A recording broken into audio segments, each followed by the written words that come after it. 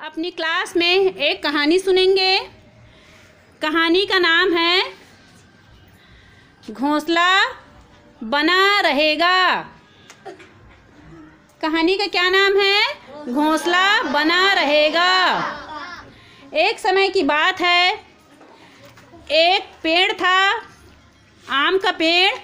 वहाँ पर एक चिड़ी और एक चिड़ा रहते थे, है ना। और उनके बच्चे थे घोंसला में, देखो दिख रहा है।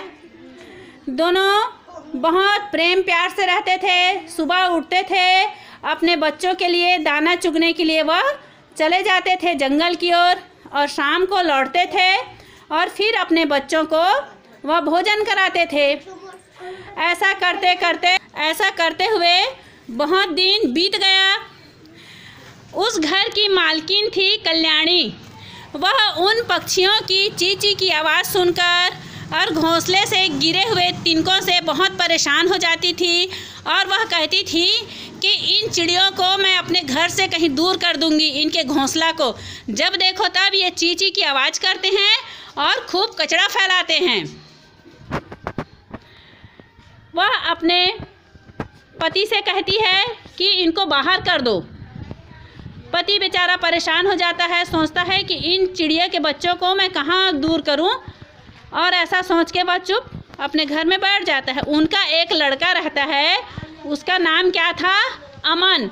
वह अपनी माँ की बातें को सुन रहा था।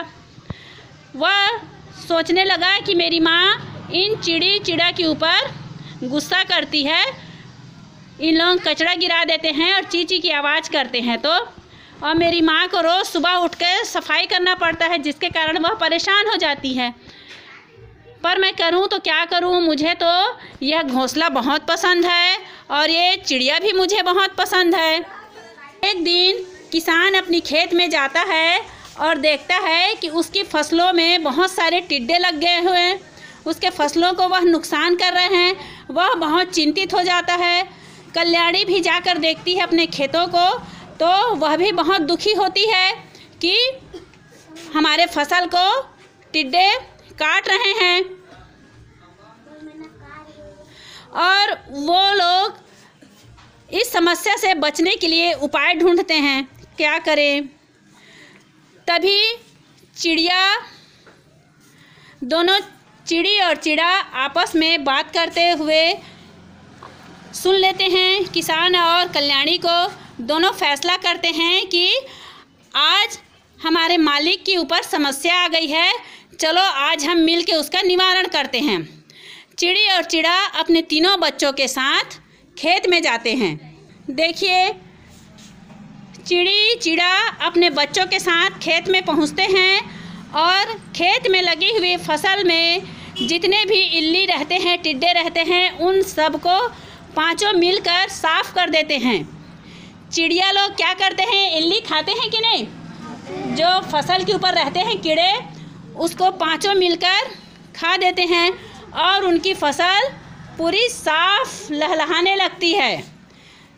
और अमन भी बहुत खुश होता है कि मेरे दोस्त चिड़ी और चिड़ा ने कितना अच्छा आज काम किया है। यह देखिए उनकी फसल कैसे तैयार हो गई, बहुत अच्छे से दिखाई दे रहा है ना। उनकी फसल अब लहलहा उठती है, उनकी फसल को कोई नुकसान नहीं होता है। कल्याणी मन ही मन बहुत सोचती है, अफसोस करती है कि मैंने कितना बुरा भला कहा चिड़िया और उनके बच्चों को, पर फिर भी चिड़िया के परिवार ने आज मेरा साथ दिया है। यह सोचकर वह मन ही मन अफसोस जताती है और कहती है कि आज से मैं अब इन चिड़ी और चिड़ा के परिवार को कभी बुरा भला नहीं कहूँगी और मैं उन्हें यहाँ से जाने को नहीं कहूँगी।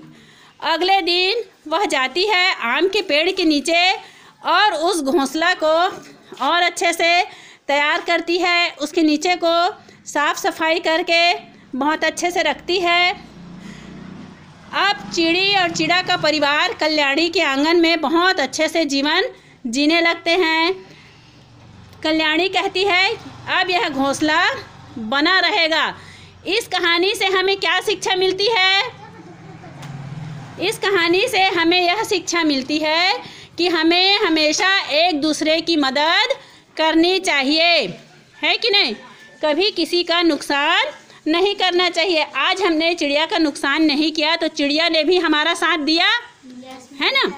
तो आपको भी ऐसे ही कहानी तैयार करके लाना है और मोहल्ला क्लास में सुनाना है, ठीक है।